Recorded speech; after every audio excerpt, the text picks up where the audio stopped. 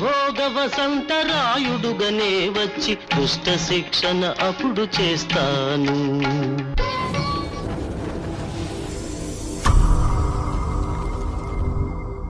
ನಮಸ್ಕಾರ ವೀಕ್ಷಕರ. ಸೊ ಒಂದು ವಿಶೇಷವಾದ ಒಂದು ಎಪಿಸೋಡು ಮಾಡೋದಕ್ಕೋಸ್ಕರ ಚಿಕ್ಕಬಳ್ಳಾಪುರ ಜಿಲ್ಲೆ ಮರಸನಹಳ್ಳಿ ಅಂತೇಳಿ ಒಂದು ವಿಲೇಜ್ ಗ್ರಾಮ ಇದು. ಸೊ ಇಲ್ಲಿ ಮರಿಸ್ವಾಮಿ ಅಂತ, ಸೊ ಅವರು ಕಾಲಜ್ಞಾನಕ್ಕೆ ಸಂಬಂಧಪಟ್ಟಂತೆ ಸುಮಾರು ವರ್ಷಗಳಿಂದ ಕಾಲಜ್ಞಾನ ಬರೀತಾ ಬಂದಿದ್ದಾರೆ. ಅವ್ರು ಬರೆದಿರೋ ಬುಕ್ಕುಗಳಿವು ಸೊ ಸುಮಾರು ಬುಕ್ಕುಗಳಾಗೋಗಿದ್ದಾವೆ. ಇವುಗಳ ಬಗ್ಗೆ ಒಂದಷ್ಟು ಮಾಹಿತಿ ಕೊಡೋಣ ಅಂತೇಳಿ ಇಲ್ಲಿ ತನಕ ಬಂದಿದ್ದೀನಿ. ತುಂಬಾ ವಿಚಾರಗಳು ಇದರಲ್ಲಿ ಬರ್ಕೊತ ಬಂದುಬಿಟ್ಟಿದ್ದಾರೆ. ಸೊ ಅವುಗಳಲ್ಲಿ ಮೇಯ್ನಾಗಿ ಮಾತಾಡ್ತೀನಿ. ಸಾಧ್ಯವಾದರೆ ಫುಲ್ ಬುಕ್ಸಲ್ಲಿರೋ ವಿಚಾರಗಳನ್ನೆಲ್ಲ ನಾನು ಕೊಡೋದಕ್ಕೆ ಅಂದರೆ ಅದ್ರ ಬಗ್ಗೆ ಮಾಹಿತಿ ತೊಗೊಳೋದಕ್ಕೂ ನಾನು ಪ್ರಯತ್ನ ಪಡ್ತೀನಿ. ಸೊ ಮರಿಸ್ವಾಮಿ ಅವರು ಈಗ ಅವರು ಡೈರೆಕ್ಟಾಗಿ ವಿಚಾರಕ್ಕೆ ಬರ್ತಾರೆ. ಸರ್, ನೀವು ಏನೆಲ್ಲ ವಿಚಾರಗಳು ಯಾವ ಥರ ನಿಮಗೆ ಗಮನಕ್ಕೆ ಬಂತು, ಮತ್ತು ಯಾವ ರೀತಿ ನಿಮ್ಮ ಕಾಲಜ್ಞಾನ ಇವುಗಳನ್ನೆಲ್ಲ ಬರೆದಿದ್ದೀರಾ, ಏನಕ್ಕೆ ಬರೆದಿದ್ದೀರಾ, ಮತ್ತು ಇವುಗಳನ್ನ ನಮ್ಮ ಜನಕ್ಕೆ ಏನು ನೀವು ಇದನ್ನು ತೋರಿಸ್ಬಿಟ್ಟು ಏನು ಮಾಡೋಕ್ಕೆ ಹೊರಟಿದ್ದೀರಾ, ಕಂಪ್ಲೀಟ್ ನಿಮ್ಮ ವಿಚಾರ ಏನೈತೆ ತಿಳಿಸ್ಬಿಟ್ಟು. ನಮಸ್ಕಾರ ವೀಕ್ಷಕರೇ, ನನ್ನ ಹೆಸರು ಮರಿರಾಜ್ ಅಂತ, ಮರಿಸ್ವಾಮಿ. ಮೊದಲು ದೇವರ ಹೆಸರಿನಲ್ಲಿ ಪ್ರಾರ್ಥನೆ ಮಾಡಿ ಆಮೇಲೆ ಮುಂದುವರ್ಸೋಣ.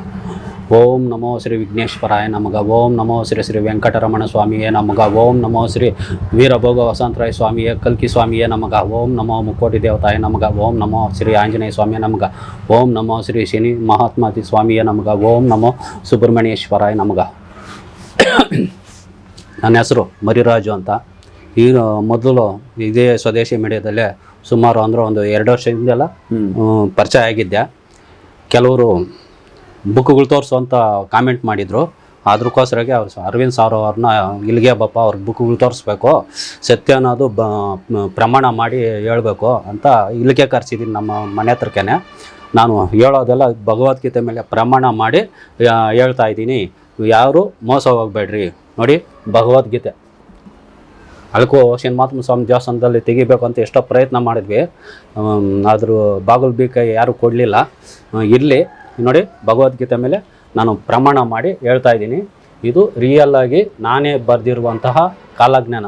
ನನಕ ವೆಂಕಟರಮಣ ಸ್ವಾಮಿ, ಮುಕ್ಕೋಟಿ ದೇವತೆ, ಕಲ್ಕಿ ಸ್ವಾಮಿ, ಮುಕ್ಕೋಟಿ ದೇವತೆಗಳೇ ಬಂದು ನಾನು ಕೇಳೋದು. ಸೊ ಇದು ನೀವು ಭಗವದ್ಗೀತೆ ಮೇಲೆ ಎಲ್ಲರೂ ಕೋರ್ಟ್ಗಳಲ್ಲಿ ಸತ್ಯನೇ ಹೇಳ್ತೀನಿ ವಿಚಾರಕ್ಕೆ ಭಗವದ್ಗೀತೆ. ಸೊ ನೀವು ಹೇಳ್ತಾ ಇರೋದು ಏನೈತೆ, ನಿಮ್ ಗಮನಕ್ಕೆ ಏನ್ ಬಂದೈತಿ, ಇದೆಲ್ಲ ಸತ್ಯ ಅನ್ನೋದನ್ನ ಭಗವದ್ಗೀತೆ ಮೇಲೆ ಪ್ರಮಾಣ ಮಾಡಿ ನಮ್ಮ ವೀಕ್ಷಕರ ಮುಂದೆ ಹೇಳ್ತಾ ಇದ್ದೀನಿ. ಯಾರು ಮೋಸ ಹೋಗ್ಬಾರ್ದು. ನೀವು ಮತ್ತೆ ಈ ಬಟ್ಟೆ ಕಪ್ಪು ಬಟ್ಟೆ ಹಾಕಿದ್ದೀರಾ, ಇದ್ರದ್ದು ಇದು ಒಂದು ವಿಶೇಷ ಹೇಳ್ತೀನಿ ಕೇಳಿ. ಇಷ್ಟು ದಿನ ಒಂದ್ಸರಿ ನಿಮ್ಮ ಸ್ಟುಡಿಯೋದಲ್ಲಿ ವಿಡಿಯೋ ಮಾಡಿದಾಗ ಯೆಲ್ಲೋ ಕಲರ್ ಬಟ್ಟೆ ಹಾಕ್ತಾ ಇದ್ದೆ, ಅರ್ಶಿನ ಕಲರ್ ಬಟ್ಟೆ.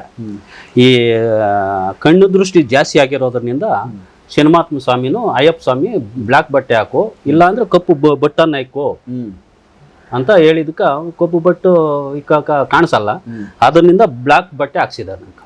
ಸೊ ಅವರೇ ಹಾಕ್ಸಿರೋದು. ಕಣ್ಣು ದೃಷ್ಟಿ ಜಾಸ್ತಿ ಆಗಿರೋದ್ರಿಂದ ಈ ಥರ ಆಗಿರೋದು. ಪಾಯಿಂಟ್ಗೆ ಬಂದ್ಬಿಡೋಣ, ಮಾತಾಡಿ ವೀಕ್ಷಕರೇ. ಪ್ರಪಂಚದಲ್ಲಿ ನೋಡು, ನಾನು ಆಲ್ರೆಡಿ ಎಲ್ಲ ಬರ್ಕೊಂಡಿದ್ದೀನಿ, ಯಾರು ಮಿಸ್ ಆಗಬಾರ್ದು ಅಂತ ಹೇಳ್ಬಿಟ್ಟು ಯಾರಿಗೂ ಪಾಯಿಂಟ್ಗಳು 14 ಪಾಯಿಂಟ್ ಬರ್ಕೊಂಡಿದ್ದೀನಿ ನಾನು, ಮಿಸ್ ಆಗಬಾರ್ದು ಅಂತೇಳಿ. ಪ್ರಪಂಚದಲ್ಲಿ ಏನಾದರೂ ಅವಘಡಗಳು, ಪ್ರಕೃತಿಯಲ್ಲಿ ವಿಪಕೋಗಳು ಮತ್ತು ಯುದ್ಧಗಳು, ಸುನಾಮಿ, ಭೂಕಂಪಗಳು ನಡೆಯೋದು ಆಗುವುದು ಮೊದಲು ತಿಳಿಯುವುದು ನನಗೆ ಮಾತ್ರನೇ ಗೊತ್ತಾಗುತ್ತೆ. ಕನಸಿನಲ್ಲಿ ಬಂದು ಮುಕ್ಕೋಟಿ ದೇವತೆಗಳು, ವೆಂಕಟರಮಣ ಸ್ವಾಮಿ ಆಗಲಿ, ಶನಿಮಾತ್ಮ ಸ್ವಾಮಿ ಆಗಲಿ, ಮುಕ್ಕೋಟಿ ದೇವತೆಗಳೇ ನಂಗೆ ಬಂದು ಹೇಳ್ತಾರೆ. ನಾನು ಯಾವ ಬುಕ್ ನೋಡಿ ಬರೆಯಲ್ಲ. 2ನೇ ಪಾಯಿಂಟ್, ಇದು ಕನ್ನಡದಲ್ಲಿ ಬಂದರೆ ಮಾತ್ರ ನಾನು ಅರ್ಥ ಮಾಡ್ಕೊಂಡು ಬರಿತೀನಿ. ಬೇರೆ ಭಾಷೆದಲ್ಲಿ ಏನಾದರೂ ಬಂದರು ಅಂತ ನಾನು ಅದು ಅರ್ಥನೂ ಆಗಲ್ಲ, ಆ ಭಾಷೆ ನಂಗೆ ಬರೋದು ಇಲ್ಲ. ಕನ್ನಡದಲ್ಲೇ ಬರಬೇಕು. ಇಲ್ಲ ವಿಡಿಯೋ ರೂಪದಲ್ಲಿ ಒಂದೊಂದು ತೋರಿಸ್ತಾರೆ, ಆ ವಿಡಿಯೋ ರೂಪದಲ್ಲಾದರೂ ತೋರಿಸಿದಾಗ ಅದನ್ನು ಅರ್ಥ ಮಾಡ್ಕೊಂಡು ಬರಿತೀನಿ. ಬೇರೆ ಭಾಷೆ ತೆಲುಗು, ಕನ್ನಡ, ಇನ್ನು ಹಿಂದಿ ಬರಲ್ಲ, ಇಂಗ್ಲೀಷ್ ಬರಲ್ಲ, ಬೇರೆ ಭಾಷೆ ಏನು ಬರಲ್ಲ ನಂಗೆ. ಅದು ಪ್ರಾಬ್ಲಮ್. ಸುಮಾರು ಅಂದರೆ ಒಂದು ದಿನಕ್ಕೆ 8-9 ಬರ್ತವೆ ಕಾಲಜ್ಞಾನ. ನಾನು ಅವು ಯಾವನು ಗ್ಯಾಪ್ಗೆ ಕಾಣಕ್ಕಾಗಲ್ಲ. ಒಂದರಿಂದ ಒಂದು 3-4 ಬರಿತೀನಿ ಅಷ್ಟೇ. ಯಾವ ಗ್ಯಾಪ್ ಅರ್ಧರಾತ್ರಿಯಾಗ ಎದ್ದು ಬರೆಯೋಕ್ಕಾಗಲ್ಲ. ಅದರಿಂದ ಯಾವ ಥರ ಇವು ಕಾಲಜ್ಞಾನ ಒಂದು ದಿನಕ್ಕೆ 4-5 ಬರುತ್ತೆ, 8 ಮಂಪ್ರು ಬಂದಿದ ತಕ್ಷಣ ಮಲ್ಕೊಂಡ್ಬಿಟ್ರೆ ಅವಷ್ಟು ಅವೇ ಬಂದ್ಬಿಡ್ತವೆ. ಮಂಪ್ರು ಬರ್ತಾರೆ. ಯಾವ ಥರ ಅವು ಸಿನಿಮಾಗಳು ಬರ್ತಾವ? ಚೀನಿಗಳೇ ಬಂದ್ಬಿಡ್ತಾರೆ, ಇಲ್ಲ ಸ್ವಾಮಿನೇ ಬಂದು ಹೇಳ್ಬಿಡ್ತಾರೆ. ಒಂದ್ಕಿತ ವಿಡಿಯೋ ತೋರಿಸ್ತಾರೆ, ಒಂದ್ಕಿತ ಸ್ವಾಮಿ ಬಂದು ಹೇಳ್ತಾರೆ. ಅದು ವಿಚಿತ್ರವಾಗಿರ್ತದೆ. ಬಂದು ಹೇಳಿದ್ಮೇಲೆ ಹೇಳೋವರೆಗೂ ನಾವು ಇಂಥ ಸ್ವಾಮಿ ಇಂಥ ಬಂದು ಹೇಳಿದ್ರು ಅಂತ ಹೇಳೋಕ್ಕಾಗಲ್ಲ. ಬಂದು ಹೇಳೋವರೆಗೂ ಅದಕ್ಕೆ ಮೊದಲು ಹೇಳೋಕ್ಕಾಗಲ್ಲ. ಅವ್ರು ಬಂದು ಮುಕ್ಕೋಟಿ ದೇವತೆಗಳು ಯಾರು ಬಂದು ಹೇಳ್ತಾರೋ ಅವ್ರ ಹೆಸರುಗಳೇ ಬರ್ದಿದ್ದೀನಿ ನಾನು. ಹೆಣ್ಣು ದೇವತೆಗಳು ಬಂದು ಹೇಳಿದ್ರೆ ಹೆಣ್ಣು ದೇವತೆಗಳೇ ಮುಕ್ಕೋಟಿ ದೇವತೆಗಳು ಅಂತ ಬರ್ದಿದ್ದೀನಿ. ಸೊ ಅವ್ರು ಯಾರು ಬಂದು ತಿಳಿಸ್ತಾರೋ ಅವ್ರ ಹೆಸರಲ್ಲಿ ಅವ್ರ ಹೆಸರನ್ನೇ ಬರೀಬೇಕು, ಆ ದೇವ್ರ ಹೆಸರನ್ನೇ ಬರೀಬೇಕು.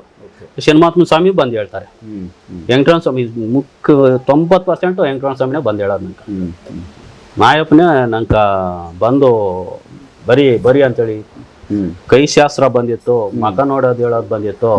ನಾನು ಯಾವಕ್ಕೂ ಒಪ್ಕೊಂಡೆ. ಏನು ಕಾಲಾಗ ನಾನು ಮಾತ್ರ ಮುಂದುವರ್ಸ್ಕೊಳತ್ತೀನಪ್ಪ, ನಂಗೆ ಅದೇ ಸಾಕು, ನಂಗೆ ತಳ್ಳೆ ಗೀಳಿ ಏನು ಬೇಡ ಅಂತೇಳಿ. ಯಾವತ್ತಿದ್ರು ಸತ್ಯವನೇ ದೇಶಕ್ಕೆ ಬರಲಿ. ನೀವು ಒಂದು ಚಿಕ್ಕಬಳ್ಳಾಪುರಕ್ಕೆ ಒಂದು ಬೀದಿಗೆ ಹೋದ್ರೆ 3-4 ಸಿಗ್ತಾರೆ ಬಹುಶಃ ಹೇಳೋರು, ಯಾಕಪ್ಪ ಬೇಕು ಅವೆಲ್ಲ, ನಂಗೆ ತಳ್ಳೆ ಕೆಲ್ಸಕ್ಕೆ ಬೇಡ, ನಂಗೆ ಕಾಲಾಗ ನೆನೆನ ಸಾಕು ಮುಂದುವರ್ಸ್ಕೊಳತ್ತೀನಿ ಅಂತ. ವೀಕ್ಷಕರೇ, 2ನೇ ಪಾಯಿಂಟ್, ಓಂ ನಮೋ ಶ್ರೀ ವೀರಭೋಗ ವಸಂತರಾಯ ಸ್ವಾಮಿ ಕಲ್ಕಿ ಆಟವನ್ನು ಆಂಧ್ರ ಪ್ರದೇಶದಿಂದ ಪ್ರಾರಂಭ ಮಾಡುತ್ತಾರೆ. ಸ್ವಾಮಿ ಇವಾಗ ನಾವು ಕುಡಿಯೋ ನೀರಕ್ಕೆ ಬೇರೆ ಬೇರೆ ಭಾಷೆಗಳಲ್ಲಿ ಒಂದೊಂದು ಕಲ್ಕಿ ಇಂಗ್ಲೀಷಲ್ಲಿ ಕಲ್ಕಿ ಅಂತ ಕರಿತೀವಿ. ಅಸಲು ಹೆಸರು ವೀರಭೋಗ ವಸಂತರಾಯ ಸ್ವಾಮಿ. ಓಕೆ, ಅವರೇ ಕಲ್ಕಿಯಾಗಿ ಬರ್ತಾ ಇರೋದ? ಅವರೇ ಕಲ್ಕಿ ಆಗಿ. ನಾವು ಕುಡಿಯೋ ನೀರಕ್ಕೆ ನಾವು ಕನ್ನಡದಲ್ಲಿ ನೀರು ಅಂತೀವಿ, ತೆಲುಗಿನಲ್ಲಿ ನೀಳು ಅಂತೀವಿ. ಆ ಥರ ಭಾಷೆಗಳಿರ್ತಾವಲ್ಲ, ಒಂದೊಂದು ಭಾಷೆಯಲ್ಲಿ ಒಂದೊಂದು ಥರ ರೀತಿ ಕರಿತೀವಲ್ಲ, ಅದನ್ನೇ ಇಂಗ್ಲೀಷಲ್ಲಿ ಕಲ್ಕಿ ಅಂತ ಕರೆಯೋದು ಸ್ವಾಮಿನ. ಅದೇ ಹೆಸರನ್ನೇ ಕಲ್ಕಿ ಅಂತ, ವೀರಭೋಗ ವಸಂತರಾಯನೇ ಕಲ್ಕಿ ಅಂತ ಕರೆಯೋದು. ಕಲ್ಕಿ ಅಂದ್ರೆ ಬಿರಿನ ಅರ್ಥ ಆಗುತ್ತೆ. ವೀರಭೋಗ ವಸಂತರಾಯ ಸ್ವಾಮಿ ಅಂದ್ರೆ ಕಾಲಜ್ಞಾನ ಬುಕ್ಗಳು ನೋಡಿರೋರ್ಗೆ ಮಾತ್ರನೇ ಅದು ಗೊತ್ತಾಗೋದು. ಅದು ಡೈಲಿ ಕಾಲಜ್ಞಾನ ಬುಕ್ಗಳು ಓದ್ತಾ ಇರ್ತಾರಲ್ಲ, ಅವ್ರಿಗೆ ಮಾತ್ರನೇ ಇದು ಕಲ್ಕಿ ಅದು ವೀರಭೋಗ ವಸಂತರಾಯ ಸ್ವಾಮಿ ಅಂತ ಗೊತ್ತಾಗೋದು. ಕಲ್ಕಿ ಅಂದ್ರೆ ಕಲ್ಕಿ ಮೊಬೈಲ್ಗಳಿಗೆಲ್ಲ ಹೆಚ್ಚು ಬಂದು ನೋಡಿರ್ತಾರಲ್ಲ, ಕಲ್ಕಿ ಅಂದ್ರೆ ಅವಾಗ ಅರ್ಥ ಆಗುತ್ತದೆ. ಆಂಧ್ರ ಪ್ರದೇಶದಿಂದ ಪ್ರಾರಂಭ ಮಾಡ್ತಾರೆ. ಯಾರೂ ಆಂಧ್ರ ಪ್ರದೇಶಕ್ಕೆ ಪ್ರವಾಸ ಮತ್ತು ಇತರೆ ವ್ಯಾಪಾರಕ್ಕೆ ಹೋಗಬಾರ್ದು, ಸುನಾಮಿ ಬರುತ್ತದೆ. ಯಾವಾಗಿದು ಹೇಳ್ತೀನಿ, ಅದು ಸುನಾಮಿ ಬರ್ತದೆ ಯಾವಾಗ ಅಂದರೆ ದಸರಾ ಒಳಗಡೆ ಸ್ವಾಮಿ ಎಂಟ್ರಿ ಆಗೋತಾರೆ. ದಸರಾ ಒಳಗಡೆ ಇವಾಗ ಬರೋ ದಸರಾ, ಇವಾಗ ಬರೋ ದಸರಾ. ಅದರಿಂದ ನಿಮ್ದು ಏನನ್ನ ವ್ಯವಹಾರಗಳೇನಿದ್ರೆ ದೂರದಿಂದನೇ ವ್ಯವಹಾರ ಮಾಡ್ಕೊಬೇಕು. ದೇವಸ್ಥಾನಕ್ಕೆ ಹೋಗೋದಾಗಲಿ, ಆಂಧ್ರ ಪ್ರದೇಶ ಬೇರೆ ಕಡೆ ಹೇಳ್ತೀನಿ ಯಾವ್ಯಾವ ಪ್ರದೇಶ ಅಂತೇಳಿ ಮುಂದೆ. ಅದರಿಂದ ನೀವು ದೂರದಿಂದನೇ ವ್ಯವಹಾರ ಮಾಡ್ಕೊಳೋದು ತುಂಬ ಸುಲಭ, ಒಳ್ಳೆಯ ವಿಷಯ ಇದು. ದಯವಿಟ್ಟು ಇದನ್ನು ಗಮನದಲ್ಲಿಟ್ಕೊಳ್ಳಿ. ಯಾರು ಈ ಥರ ಪ್ರಮಾಣ ಮಾಡಿ ಯಾರು ಹೇಳಲ್ಲ. ಅದರಿಂದ ಆಂಧ್ರ ಪ್ರದೇಶಕ್ಕೆ ಕಲ್ಕಿ ಆಟ ಆಂಧ್ರ ಪ್ರದೇಶದಿಂದ ಪ್ರಾರಂಭ ಮಾಡುವುದರಿಂದ ಯಾರೂ ಆ ಕಡೆ ಹೋಗಬಾರ್ದು ಅಂತ ಸ್ವಾಮಿ ಹೇಳಿದ್ದಾರೆ. ಕಲ್ಕಿ ಬರೋ ಸಹ ಇಲ್ಲಿಗೆ ಅರ್ಥ ಮಾಡ್ಕೊಳ್ರಿ, ಮರ್ಸ್ನಳಿಕೆ ಬರೋದು ಸ್ವಾಮಿ ಕಲ್ಕಿ. ಯಾರು ಹೇಳಿದ್ ನಿಮ್ಗೆ? ಸ್ವಾಮಿನೇ ಇರ್ಬೋದು. ಕಲ್ಕಿ ಸ್ವಾಮಿ. ಕಟ್ಟೆ ಮೇಲೇನೆ ಬರೋ ತೋರಿಸ್ತೀನಿ ಅದೆಲ್ಲ. ನಾನು ಮೊದಲೇ ಹೇಳಿದ್ದೆ, ಸ್ವದೇಶಿ ಮೀಡಿಯಾದಲ್ಲಿ 16 ರೋಗಗಳು ಬರ್ತವೆ ಅಂತೇಳಿ ಹೇಳಿದ್ದೆ ಹಿಂದೆ. ಅದರಲ್ಲಿ 16 ರೋಗಗಳು ಬರುತ್ತದೆ ಅಂತ ಹೇಳಿದ್ದೆ. ಅದರಲ್ಲಿ ಹೋದ ವರ್ಷ 9 ಬಂದಿದ್ದಾವೆ. ಮೊನ್ನೆ ಒಂದು ಆಂಟೋ ವೈರಸ್ಸು, ನೋರೋ ವೈರಸ್ 2 ಬಂದಿದ್ದಾವೆ. ಇನ್ನು 5 ರೋಗಗಳು ಬರ್ತವೆ. ಇವು ಭಾರಿ ಡೇಂಜರ್. ಈ ರೋಗಗಳು ಅತ್ಯಂತ ಭಾರಿ ಅಪಾಯಕಾರಿ ರೋಗಗಳು. ಇವು ಭಾರಿ ಜನ ನಷ್ಟ ಆಗುತ್ತದೆ, ಭಾರಿ ಸಾವು ನೋವು ಬರುತ್ತದೆ. ಹೇಳಿದ್ನಲ್ಲ, ವಾಮಿಟ್ ಬರ್ತದೆ, ಹಂಗೆ ಇಮಿಡಿಯೇಟ್ ಸಾಯ್ತಾರಂತ. ಅದು ಇದೆಲ್ಲ ಲಾಸ್ಟಲ್ಲಿ ಬರ್ತದೆ ಅದು. ಸೊ ಇವೆಲ್ಲನೂ ಯಾವ ವರ್ಷದಲ್ಲಿ ಬರುತ್ತೆ? ಇದೇ ಇಲ್ಲಿ ಸ್ಟಾರ್ಟ್ ಆಗ್ತದೆ, ಶುರುವಾಗುತ್ತೆ. ಇನ್ನೇನಿದ್ರು 1.5 ವರ್ಷನೇ ನಮ್ಮ ಟೈಮ್ ಇರೋದು. ಇನ್ನು 1.5 ವರ್ಷಕ್ಕೆಲ್ಲ ಯಾವ ಸ್ವಾಮೀಜಿನ ಬೇಕಾಗಿಲ್ಲ, ಎಲ್ಲ ಮುಕ್ಕೋಟಿ ದೇವತೆಗಳೆಲ್ಲ ಇಳಿದು ಬಂದ್ಬಿಡ್ತಾರೆ. ಇವಾಗ ಫಸ್ಟು ಕಲ್ಕಿ ಸ್ವಾಮಿ ಬರ್ತಾರೆ, ಆಮೇಲೆ ಶನಿಮಹಾತ್ಮ ಸ್ವಾಮಿ ರಿಯಲ್ಗಾನೆ ಬರ್ತಾರೆ. ಇವಾಗ ಎಲ್ಲ ರಿಯಲ್ಗಾನೆ ಬರ್ತಾರೆ. ಏನೋ ಅದರಿಂದ ದಯವಿಟ್ಟು ಒಳ್ಳೆಯವರಾಗಿ ಬದಲಾವಣೆಗೆ ಇನ್ನು ಟೈಮ್ ಇಲ್ಲ. ಇನ್ನು ಬದಲಾವಣೆ ಆಗೋದು ಸ್ವಾಮಿಯನ್ನು ನಿಲ್ಲಿಸ್ಬೋದಾಗಿತ್ತಲ್ಲ ಅಂತ ನೀವು ಕೇಳ್ತೀರಾ, ಕಾಮೆಂಟ್ಗಳಿಗೊಂದು ಮಾಡ್ತೀರಾ. ಅದಕ್ಕೆ ಮೊದಲೇ ಹೇಳ್ತಾ ಇದ್ದೀನಿ, ಬದಲಾವಣೆ ಆಗಲಿ ಅಂತಲೇ 2000ದಿಂದ 2024ವರೆಗೂ 6 ತಿಂಗಳವರೆಗೂ ಅವಕಾಶ ಇತ್ತು. ಇನ್ನು ಅವಕಾಶ ಇಲ್ಲ. ಸ್ವಾಮಿ ಬಂದ ಮೇಲೆ ಇಲ್ಲ, ಇನ್ನು ಬದಲಾವಣೆನೂ ಚಾನ್ಸ್ ಇಲ್ಲ. ಮುಗಿಸ್ತಾ ಇರೋದು ಸ್ವಾಮಿ. ಹಾಂ, 4ನೇ ಪಾಯಿಂಟ್ಗೆ ಹೋಗೋಣ. ಅಂದ್ರೆ ಇವೆಲ್ಲನೂ ಈಗ ಶುರುವಾಗುತ್ತೆ ಈ ವರ್ಷದಿಂದ ರೋಗಗಳು. ಸ್ಟಾರ್ಟ್ ಆಗೋತವೆ. ಗೋವಾ ಮತ್ತು ಕರ್ನಾಟಕದಲ್ಲಿ ನವೆಂಬರ್ 30ನೇ ತಾರೀಕು ಒಳಗಡೆ ಸುಮಾರು 4ರಿಂದ 30 ಕಡೆ ಮಳೆಯಿಂದ ಮೇಘ ಸ್ಫೋಟ ಆಗುತ್ತದೆ. ಗೋವಾದಲ್ಲ? ಗೋವಾ ಕರ್ನಾಟಕ ಸೇರಿ 2 ಸೇರಿ. ಇದು ನಾನು ಪ್ರಧಾನಮಂತ್ರಿ ಅವ್ರ ಆಫೀಸ್ಗೆ 2 ಸರಿ ಲೆಟ್ರ್ ಹಾಕಿದ್ದೀವಿ ಇದ್ರ ಬಗ್ಗೆ. ಇದು ವಿದ್ಯುಗಳ ಬಗ್ಗೆ, ಮೇಘ ಸ್ಫೋಟ ಆಗೋದ್ರ ಬಗ್ಗೆ, ಆಮೇಲೆ ಉಗ್ರವಾದಿಗಳು ಈ ಸ್ವಾಮೀಜಿಗಳಾಗಿರೋ ಭಕ್ತಾದಿಗಳನ್ನ ಕಾಪಾಡ್ರಿ ಅಂತ ಅದ್ರ ಬಗ್ಗೆ ಎಲ್ಲ ಲೆಟರ್ ಕಳ್ಸಿದ್ದೀನಿ.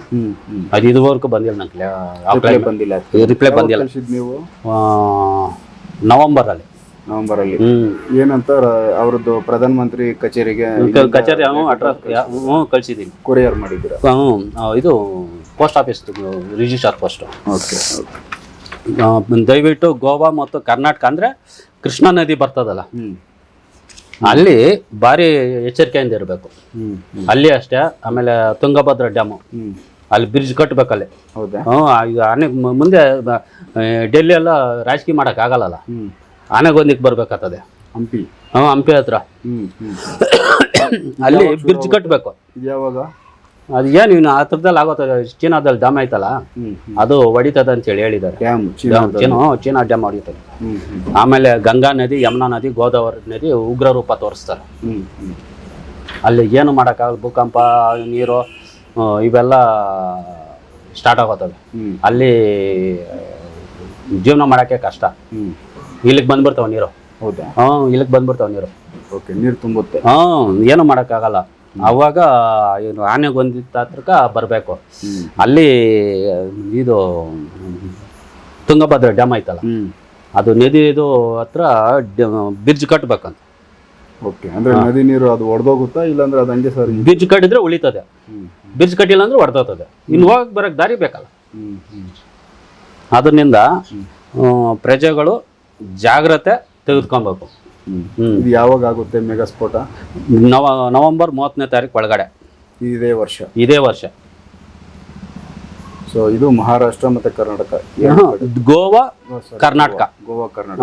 ಕರ್ನಾಟಕ ಅಂತ ಹೇಳಿರೋ ಸ್ವಾಮಿ. 30 ಕಡೆ ಮೇಘ ಸ್ಫೋಟ ಅದ. ಅಂದ್ರೆ ಮೇಘ ಸ್ಫೋಟ ಅಂದ್ರೆ ಗೊತ್ತಿರಬೇಕು ಭಕ್ತಾದಿಗಳ ಕಾಲ. 1 ಗಂಟೆಗೆ 20 ಸೆಂಟಿಮೀಟರ್, 15ರಿಂದ 20 ಸೆಂಟಿಮೀಟರ್ ಮಳೆ ಬಿದ್ದರೆ ಅದು ಮೇಘ ಸ್ಫೋಟ ಅಂತ ಕರೀತಾರೆ. ಹೆವಿ ಮಳೆ. ಸೊ ಅದು ಅನಾಹುತ ಮಾಡ್ಕೊ, ಅದು ಅನಾಹುತ. ಒಂದು ಡ್ಯಾಮ್ ಮಾಡಿದ್ರೆ ಸಾಕು, ನೀರು ಹೆವಿ ಬಂದು ತುಂಬ್ಕೊಂಡ್ಬಿಡ್ತದೆ. ಈ ಕಡೆ ಆಂಧ್ರ ಪ್ರದೇಶ, ನಮ್ಮ ಕರ್ನಾಟಕ, ತಮಿಳ್ನಾಡು, ಕೇರಳ ಇವಕ್ಕೆಲ್ಲ ಬಂದ್ಬಿಡ್ತದೆ. ಸೊ ಇದು ಡೇಂಜರ್ ಐತೆ. ನನ್ನ ಬುಕ್ಕಾಗ ಯಾವ್ದನ್ನ ನೋಡಿ ಹೇಳೋಣ. ಈಗ ಇನ್ನೂ ಪಾಯಿಂಟ್ ಇದಾವಲ್ಲ ಇವು, ಈಗ ಫಸ್ಟ್ ಇವೆಲ್ಲ ಆಗ್ಬಿಡಣ. ನೀವು ಮುಗಿಸ್ಬಿಟ್ಟು ಆಮೇಲೆ ಬುಕ್ ಹೋಗೋಣ. ಸರಿ. ಸೊ ಇವೆಲ್ಲ ಪಾಯಿಂಟ್ ಹೇಳಿ. 5ನೇ ಪಾಯಿಂಟ್, ಪ್ರಪಂಚದಲ್ಲಿ ಯುದ್ಧಗಳಿಂದ ಮತ್ತು ರೋಗಗಳಿಂದ ಭಾರಿ ಜನ ನಷ್ಟವಾಗುತ್ತದೆ. ವಿದೇಶದಲ್ಲಿ ಜನರ ಸಮಸ್ಯೆಗಳನ್ನು ಪರಿಹಾರ ಮಾಡಲು ಅವರಿಗೆ ನಮ್ಮ ಭಾಷೆ ಬರಬೇಕು. ಆದ್ದರಿಂದ ನಮ್ಮ ಕರ್ನಾಟಕದಲ್ಲಿ 10ನೇ ತರಗತಿ ಓದಿರುವ ಮಕ್ಕಳಿಗೆ ಕನ್ನಡದಲ್ಲಿ BEd ವ್ಯಾಸಂಗ ಮಾಡುವಂಥ ಪರಿಸ್ಥಿತಿ ನಮ್ಮ ಕರ್ನಾಟಕದಲ್ಲಿ ನಿರ್ಮಾಣವಾಗುತ್ತದೆ. ಕನ್ನಡ ಕಲಿಬೇಕೆಲ್ಲರೂ ಅಂತ. ಕನ್ನಡ ಇವಾಗ ನಂಗೆ ಕನ್ನಡ ಮಾತಾಡೋನು ಗೊತ್ತಾಗೋದು. ಅವ್ರೇನು ನಾನು ಇಂಗ್ಲೀಷಾಗಿ ಹೇಳಿದ್ರೆ ನಂಗೇನು ಅರ್ಥ ಆಗಲ್ಲ. ಅಂದರೆ ನಿಮ್ಮ ಜೊತೆ ಕಮ್ಯುನಿಕೇಶನ್ ಮಾಡೋಕ್ಕೋಸ್ಕರ ಇವಾಗ ಇಲ್ಲ, ನಾನು ಬಂದು ಹೇಳ್ಬೇಕು. ನಾನು ಕೂಡ ನಾನು ಅವಾಗ ಸ್ವಾಮಿ ಕೇಳಿ ಪರಿಹಾರ ಮಾಡಿಸೋದು. ಅಂದರೆ ಸ್ವಾಮಿಗಳು ಬಂದಾದ್ಮೇಲೆ ಇದು. ಸೊ ಅವ್ರ ಸಮಸ್ಯೆಗಳೇನೇನಿದ್ರೆ ಅವ್ರು ಬಂದು ನನ್ಗೆ ಹೇಳ್ಬೇಕು. ಹಂಗಿರುವಾಗ ಕನ್ನಡದಲ್ಲೇ ಹೇಳಿದ್ರೆ ನಂಗೆ ಅರ್ಥ ಆಗೋದು. ಅವ್ರು ಬಂದು ನಂಗೆ ಕೇಳಿದಾಗ ನಾನು ಸ್ವಾಮಿ ಕೇಳಿ ಪರಿಹಾರ ಮಾಡಿಸೋದು. ಕಲ್ಕಿ ಸ್ವಾಮಿ ಕೇಳಿ. ಕೆಲವ್ರು ಕಾಣಿಸ್ಕೊಂತಾರೆ, ಕೆಲವ್ರು ಕಾಣಿಸ್ಕೊಳಲ್ಲ. ನೋಡು, ಡಿಗ್ರಿ ಮಾಡೋ ವಿದ್ಯಾರ್ಥಿಗಳು BEd ಮಾಡ್ಬೇಕಾ ಅಂಥದ್ದು 10ನೇ ತರಗತಿ ವಿದ್ಯಾರ್ಥಿ ಮಕ್ಕಳಿಗೆ BEd ಮಾಡೋ ಅಂಥ ಭಾಗ್ಯ. ನಾನು ಆಲ್ರೆಡಿ ಒಬ್ಬ ವಾಟ್ಸಪ್ಪಲ್ಲಿ ಕಳಿಸಿದ್ದೆ ಕೆಲವ್ರಕ್ಕ, ಈ ಥರ ಬರುತ್ತೆ ಅಂತೇಳಿ. ಅದರಿಂದ ಅಲ್ಲಿ ಪ್ರಪಂಚದಲ್ಲಿರೋ ನಮ್ಮ ಕರ್ನಾಟಕದವರು ಅಲ್ಲಿರೋ ದೇಶ ವಿದೇಶಗಳಲ್ಲಿ ಅಲ್ಲಿರೋ ಸ್ವಲ್ಪ ಆದರೂ ಕನ್ನಡ ಆದರೂ ಕಲಿಸ್ಕೊಡಿ, ನಮ್ಮ ಕನ್ನಡ ಭಾಷೆ ಆದರೂ ಕಲಿಸ್ಕೊಡಿ ದಯವಿಟ್ಟು. ಹೊರಗಡೆ ಇದು ಕಲೀಲಿ ಅಂತ. ಕನ್ನಡ ಭಾಷೆ ಬಂದ್ರೇ ಸಮಸ್ಯೆಗೆ ಪರಿಹಾರ ಆಗೋದು. ಸೂಪರ್. 6ನೇ ಪಾಯಿಂಟು, ಇಂಗ್ಲಿಷ್ನಲ್ಲಿ ಓದಿರುವ ಮತ್ತು ಇಂಗ್ಲಿಷ್ ವ್ಯಾಪಾರ ಮತ್ತು ವಿದ್ಯಾಭ್ಯಾಸ ಮಾಡುತ್ತಿರುವ ಪ್ರಪಂಚದಲ್ಲಿ ಇವರಿಗೆ ಎಲ್ಲರಿಗೂ ಇಂಗ್ಲಿಷ್ ರೋಗ ಬರುತ್ತದೆ. ಸಂಪೂರ್ಣವಾಗಿ ಇವರು ಯಾರೂ ಉಳಿಯುವುದಿಲ್ಲ, ಇವರು ಎಲ್ಲರೂ ನಾಶ ಆಗುತ್ತದೆ. ಯಾಕೆ ಈ ಥರ ಹೇಳ್ಬಿಟ್ಟವ್ರ? ಯಾಕಂದರೆ ನಾವೆಲ್ಲ ಮೊದಲು ಹಿಂದಿನ ಕಾಲದಾಗ ಬಾಯಿ ಮಾತು ಒಂದೇ ಇತ್ತು, ಬಾಯಿ ಮಾತು ಮೇಲೆ ವ್ಯವಹಾರ ನಡೀತಾ ಇತ್ತು. ಇವಾಗೇನು ಆಧಾರ ಕೊಟ್ರು ಗ್ಯಾರಂಟಿ ಇಲ್ಲ, ಎಲ್ಲ ಇಂಗ್ಲೀಷು ಅಂತಾರೆ. ಇವಾಗ ಅವ್ರದ್ದೇನೋ ಸಮಸ್ಯೆಗಳು ಪರಿಹಾರ ಆಗ್ಬೇಕಂದ್ರೆ ನಂಗೆ ಕನ್ನಡ ಮಾತ್ರ ಬರ್ತದೆ, ನಂಗೆ ಇಂಗ್ಲೀಷ್ ಏನು ಬರಲ್ಲ. ಅದರಿಂದ ಕಂಪ್ಲೀಟ್ದು ಇಂಗ್ಲೀಷ್ ಹೋಗ್ಬಿಡ್ತದೆ. ಈ ಮೊದಲು ಇರಲಿಲ್ಲಲ್ಲ ಇಂಗ್ಲೀಷು, ನಮ್ಮ ಕನ್ನಡ ಬೇರೆ ಬೇರೆ ಭಾಷೆಗಳಿದ್ವು. ಯಾವಾಗ ಬ್ರಿಟಿಷ್ ಬರೋಕ್ಕೂ ಮೊದಲು ಇರಲಿಲ್ಲ. ಅವ್ರು ಬಂದಮೇಲೆ ತಾನು ಇಂಗ್ಲೀಷ್ ಬಂದಿದ್ದ, ಮಧ್ಯದಲ್ಲಿ ಬಂದಿರೋದು ಮಧ್ಯದಲ್ಲೇ ಓದ್ತದೆ. ಅದರಿಂದ ಯಾರು ಇಂಗ್ಲೀಷು ಮಾತಾಡ್ತಾರೆ, ವ್ಯವಹಾರ ಮಾಡ್ತಾರೆ, ಓದೋದು ಗೀದೋದು ಏನು ಮುಂದೆ ಏನು ಪ್ರಯೋಜನಕ್ಕಿಲ್ಲ. ಕನ್ನಡ ಮಾತ್ರನೇ ವ್ಯವಹಾರ ಅದಲ್ಲ, ಅದು ಇಡೀ ಪ್ರಪಂಚಕ್ಕೆ ಬರ್ತದೆ. ಅದು ಇವಾಗ ಸಮಸ್ಯೆಗೆ ಪರಿಹಾರ ಆಗ್ಬೇಕಂದ್ರೆ ಅವ್ರು ಬಂದು ಕನ್ನಡದಲ್ಲಿ ನಾನು ಕೇಳಬೇಕು, ನಾನು ಅವಾಗ ಸ್ವಾಮಿ ಕೇಳಿ ಪರಿಹಾರ ಮಾಡಿಸ್ಬೇಕು. ನೀನು ಕನ್ನಡದಲ್ಲಿ ಹೇಳಿದ್ರೆ ನನಗೆ ಅರ್ಥ ಆಗೋದು, ಇಂಗ್ಲೀಷು ಹಿಂದಿ ಬೇರೆ ಭಾಷೆ ಹೇಳಿದ್ರೆ ನನಗೇನು ಅರ್ಥ ಆಗಲ್ಲ. ಆ ಥರ.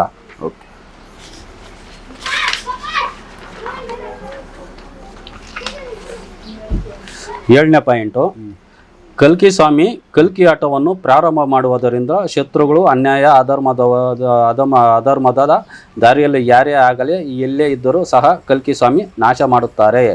ಅನ್ಯಾಯವಾಗಿ ಅಧರ್ಮವಾಗಿ ಇರುವ ಯಾವ ಸ್ವಾಮೀಜಿಗಳು ನಾನು ಕಲ್ಕಿ ಸ್ವಾಮಿಯ ಬಿಡುವುದಿಲ್ಲ. ಸ್ವಾಮೀಜಿಗಳು ಈಗಾಗಲೇ ಕಾವಿ ಬಟ್ಟೆಯನ್ನು ತ್ಯಜಿಸುವುದು ಉತ್ತಮ. ಈ ನ್ಯಾಯ ಧರ್ಮವಾಗಿರೋರು ಸ್ವಾಮೀಜಿಗಳಿದ್ದಾರೆ, ಅನ್ಯಾಯವಾಗಿರೋ ಸ್ವಾಮೀಜಿಗಳಿದ್ದಾರೆ. ಇವ್ರಿಗೆ ಯಾರೇ ಆಗಲಿ, ಸ್ವಾಮೀಜಿಗಳೆಲ್ಲ ನಮ್ಮ ಗೌರ್ಮೆಂಟ್ ಅಧಿಕಾರಿಗಳಾಗಿರ್ಬೋದು, ಆಮೇಲೆ ಪ್ರೈವೇಟ್ ಅಧಿಕಾರಿಗಳಾಗಿರ್ಬೋದು, ಬಡ್ಡಿ ವ್ಯವಹಾರ ಮಾಡಿರೋರು ಆಗಿರ್ಬೋದು, ಬೇರೆ ಬೇರೆ ವ್ಯವಹಾರ ಮಾಡಿರೋರ್ಗೆಲ್ಲ ಇದು ಅನ್ವಯಿಸ್ತದೆ. ಅದರಿಂದ ಈ ಸ್ವಾಮಿ ಎಲ್ಲೇ ಇದ್ರೂ ಬಿಡಲ್ಲ, ಮೊದಲೇ ತಿಳಿಸ್ತಾವ ಸ್ವಾಮಿ. ಜಾಗೃತರಾಗಿ ಬದಲಾವಣೆ ಆದ್ರೆ ಆದಂಗೆ. ಅನ್ಯಾಯಗಳು ಮಾಡೋರು ಅಂದ್ರೆ ಧರ್ಮ MP ಗಳಾಗಿರ್ಬೋದು, ನಮ್ಮ ಭಾರತದ ಲೋಕಸಭೆ ಸದಸ್ಯರವರಲ್ಲ, ಅದು ಕಾವಿ ಬಟ್ಟೆ ಬಿಟ್ಟು ಅವರು ನಾರ್ಮಲ್ ಮನುಷ್ಯರು. ನಾವು ಬೇಡಪ್ಪ ನಮ್ಮ ಕೈ ಜೀವನ ಸಾಕು ನಮ್ಕ ಅಂತೇಳಿ ಅನ್ಯಾಯ ಅಧರ್ಮ ಮಾಡಿರೋರು ಒಳ್ಳೆಯವರಾಗಿ ಸ್ವಾಮಿ ಕಾರ್ಯ ಮಾಡ್ಕೊಂಡೋದ್ರೆ ಏನಿರಲ್ಲ.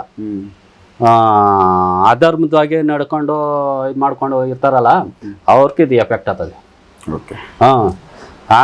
ಅದರಿಂದ ದಯವಿಟ್ಟು ಒಳ್ಳೆ ದಾರಿಗೆ ಬನ್ನಿ.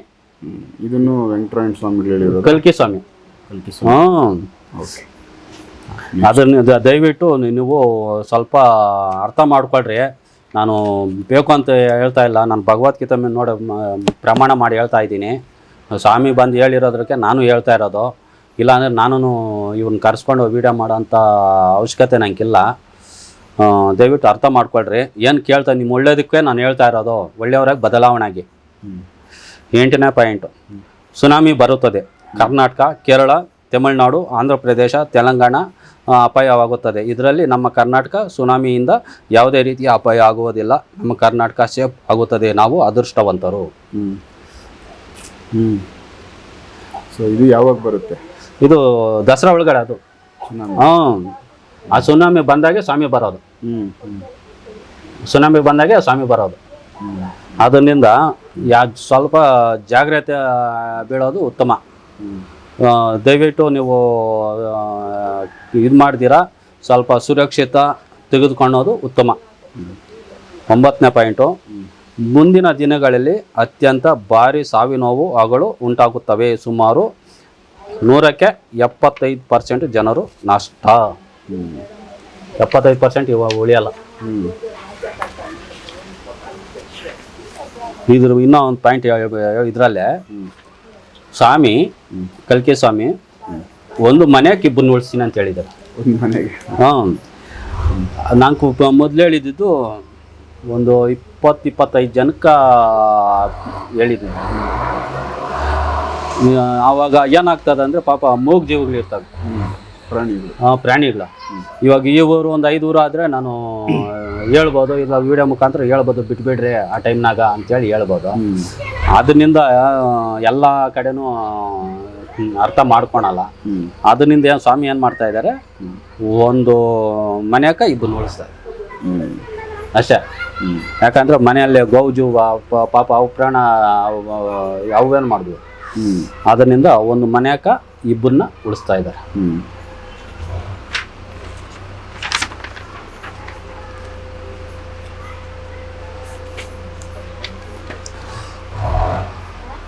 ಸುಮಾರು ಮುಂದೆ ಒಂದು ತಾಲೂಕಿಗೆ ಒಳ್ಳೆಯ ಜನರು, ಒಂದು ತಾಲೂಕಿಗೆ 5,000 ಜನ ಮಾತ್ರ ಉಳಿಯುತ್ತಾರೆ.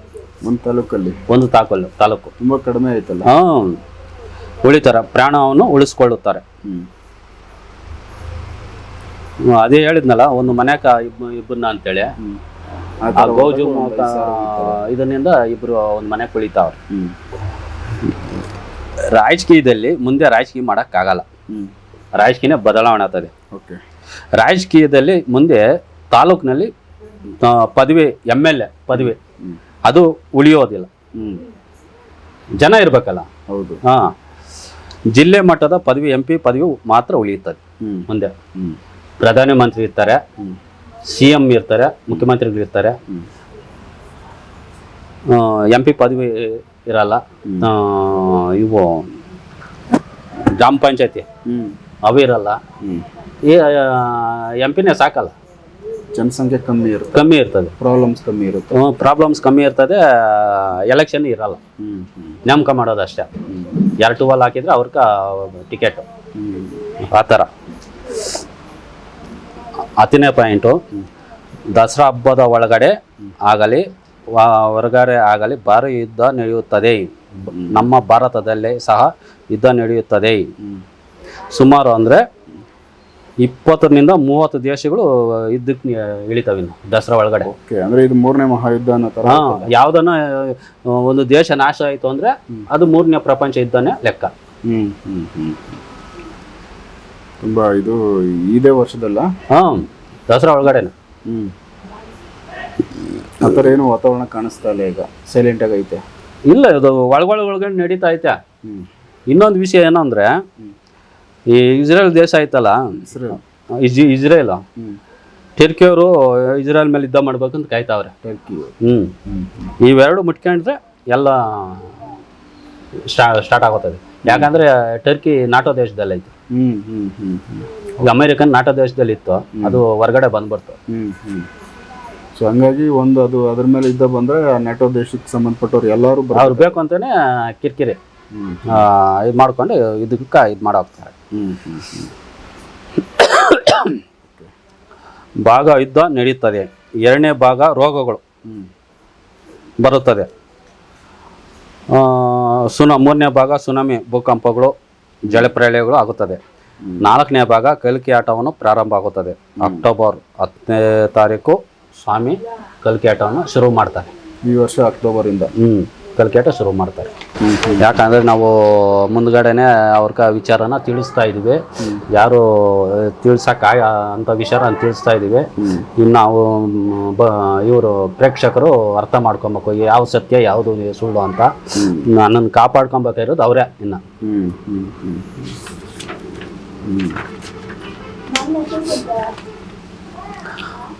ಅಮೇರಿಕ ಮತ್ತು ಇರಾನ್ನಲ್ಲಿರುವ ನಮ್ಮ ಭಾರತೀಯರು ನಮ್ಮ ಭಾರತಕ್ಕೆ ವಾಪಸ್ ಬನ್ನಿ, ಅಮೇರಿಕ ದೇಶವು ನಾಶವಾಗುತ್ತದೆ.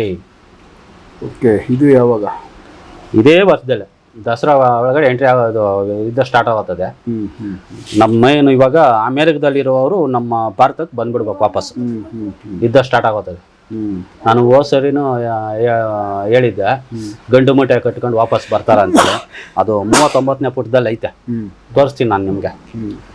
ದಯವಿಟ್ಟು ಅಮೇರಿಕದಲ್ಲಿರುವ ನಮ್ಮ ಭಾರತೀಯರು ಭಾರತಕ್ಕೆ ವಾಪಸ್ ಬಂದ್ಬಿಡಿ ಪರ್ಮನೆಂಟ್ ಆಗಿ. ದೇಶ ಉಳಿಯಲ್ಲ. America danger. ಯಾಕಂದ್ರೆ ನಮ್ಮ ಭಾರತದ ಬಾವುಟ ಅರ್ಧಾಕಿದ್ದಾನೆ. ಅಮೆರಿಕ ದೇಶದಲ್ಲೇ ನಮ್ಮ ಭಾರತ ಬಾವುಟನ ಹಾಕಿದ್ದಾರೆ. ಅವ್ರಿಗೆ ಏನು ಗೊತ್ತು ಅಂತ ನಮ್ಮ ಇಂಡಿಯಾದ ಬಗ್ಗೆ ಅವ್ರು ಮಾಡಿದ್ದು ಅವರೇ ನಾಶ ಆಗ್ತಾರೆ. ಇವ್ರಿಗಿನ್ನ ಏನು ಅಂದರೆ ಇವ್ರಕ 500 ಎಕರೆನಿಂದ ಒಬ್ಬೊಬ್ಬರ್ಕ 2000 ಎಕರೆ 3000 ಎಕರೆ ಜಮೀನು ಇರ್ತದೆ. ಹೌದು. ಯಾರು ಬೆಳೆದಿದ್ರು ನಾವೇ ಬೆಳ್ಕೊಂತೀವಿ ಅನ್ನೋ ಮಟ್ಟಕ್ಕೆ ಅವರು ಇರ್ತಾರೆ. ಹೌದು. ಅಹಂಕಾರನೂ ಐತೆ. ಅದರಿಂದ ಯಾರನ್ನೂ ಇವರು ಇದು ಮಾಡಲ್ಲ. ಅದರಿಂದ ಆ ದೇಶ ಆದ್ರೆ ನಾಶ ಆದರೆ ಹಂಪಿ ರಾಜಧಾನಿ ನಾಶ ಆದ್ಮೇಲೆ ಭಾರತಕ್ಕೆ ಬರ್ತಾರೆ. ಹಂಪಿಗೆ ಬರಬೇಕು. ಇನ್ನೂ 2 ಪ್ಲೇಸ್ ನೋಡ್ತಾ ಇದ್ದಾರೆ. ಹಂಪಿ ಮಾಡೋಣ ಅಂತ ನಾನು, ಇಲ್ಲ ಬೇರೆ ಕಡೆ ಎಲ್ಲ ನಾವು ಮಾಡೋಣ ಅಂತ ಸ್ವಾಮಿ ರಾಜಧಾನಿ ಮಾಡಕ್ಕ. ಡೆಲ್ಲಿ ಇರೋದಿಲ್ಲ. ಇಲ್ಲ ಇರಲ್ಲ. ನೀರು ಬಂದು ಎಲ್ಲ ಕೊಚ್ಕೊಂಡು ಹೋಗ್ಬಿಟ್ರೆ ಏನಿರ್ತದೆ ಅಲ್ಲಿ ಭೂಕಂಪಗಳು, ರೋಗಗಳು. ಇದುವರೆಗೂ ರಿಯಲ್ ಆಗಿ 1750 ಪುಟಗಳ ಒಟ್ಟು 23 ಬುಕ್ಗಳನ್ನು ಕಾಲಜ್ಞಾನವನ್ನು ಬರೆದಿದ್ದೇನೆ. ಪ್ರಪಂಚದಲ್ಲಿ ಗಂಡಾಂತರಗಳು ನಡೆಯುವುದು ಮೊದಲು ತಿಳಿಯುವುದು ನನಗೆ ಮಾತ್ರನೇ ಗೊತ್ತಾಗುತ್ತದೆ. ಸುಮಾರು ಅಂದ್ರೆ 23 ಬುಕ್ಗಳಿವೆ. ಕಾಲಜ್ಞಾನ ಬರ್ದಿರವೆ. ಒಂದು ಬುಕ್ಗೆ 60 to 70 ಪೇಜ್ ಇರ್ತವೆ. ಇಷ್ಟು ಬರ್ದಿದ್ದೀನಿ. ಇದು ಇನ್ನು 24ನೇ ಬುಕ್ಕು. ಈಗ ಇದು ಲಾಸ್ಟ್ ಬುಕ್ಕು. ಇದು 24ನೇ ಬುಕ್ಕು. ನೋಡಿ, ಇಲ್ಲ 1745 ಪ್ರಾರಂಭ ಆಗ್ತದೆ. ಕೊನೆ ಆದಮೇಲೆ ಇಲ್ಲಿ ಕೊನೆ ಎಷ್ಟು ಪುಟ್ಟಕ್ಕೆ ಕೊನೆ ಆಗೈತೆ ಅಂತೇಳಿ ಇಲ್ಲಿ ಬರಿತೀನಿ ಲಾಸ್ಟ್ ಎಂಡು. ಸೊ ಇದನ್ನೆಲ್ಲರೂ ಸ್ವಾಮಿಗಳು ಮತ್ತು ಜೊತೆನಲ್ಲಿ ಬೇರೆ ದೇವರುಗಳು ಎಲ್ಲ ಸೇರಿಸಿ ಎಲ್ಲ ಮುಕ್ಕೋಟಿ ದೇವತೆಗಳೇ ಬಂದು ಹೇಳೋದು. ಒಬ್ಬರೇ ಅಂತ ಬಂದು ಹೇಳೋವರೆಗೂ ನಂಗಿಂಥವ್ರೆ ಬಂದು ಹೇಳಿದ್ರು ಅಂತ ಹೇಳೋಕ್ಕಾಗಲ್ಲ. ಅದು ಬಂದ ಮೇಲೆ ಹೇಳೋಕ್ಕೆ ಸಾಧ್ಯ. 13ನೇ ಪಾಯಿಂಟು,